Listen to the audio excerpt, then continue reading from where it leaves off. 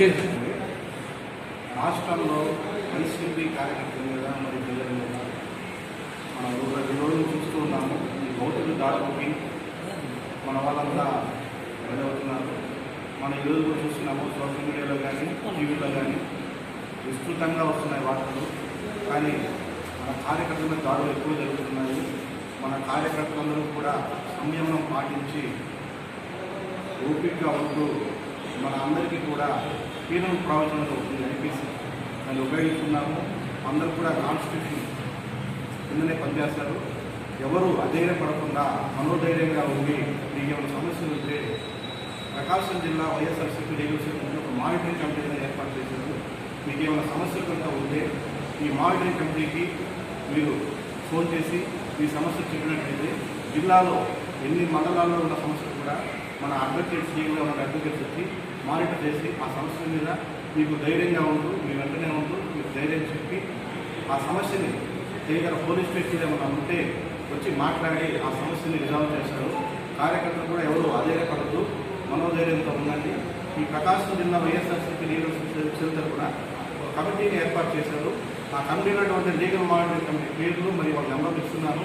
దయచేసి అందరూ నోట్ చేసుకుని మీకు ఏమైనా సమస్య కనుక ఉంటే వారికి ఫోన్ చేసి 24/7 అందరూ అందుబాటులో ఉంటారు. మిడ్ నైట్ ఏ టైం అయినా కూడా కాల్ చేయండి, మీ సమస్యలు వివరించండి. వెంటనే వాళ్ళు మీ దగ్గరికి వచ్చి మీ సమస్యను పరిష్కరిస్తారు. దయచేసి అందరూ నేను చెప్పే పేర్లు మరియు వాళ్ళ నెంబర్ నోట్ చేసుకుని అమలు చేస్తున్నాను. పురిని సత్యనారాయణ గారు మొబైల్ నెంబరు 9390411081. రెండోది కోమట్ల సామిరెడ్డి గారు 98857776. మూడోది సానికొమ్మ రామిరెడ్డి గారు 9393360554. చావల రమేష్ బాబు గారు 98483627770. గోపవరపు నారాయణ రెడ్డి గారు 9676942817. ఈ లీగల్ మానిటరింగ్ కమిటీ అనే అడ్వకేట్స్ నిరంతరం కార్యకర్తల కోసము పనిచేస్తూ ఉంటారు.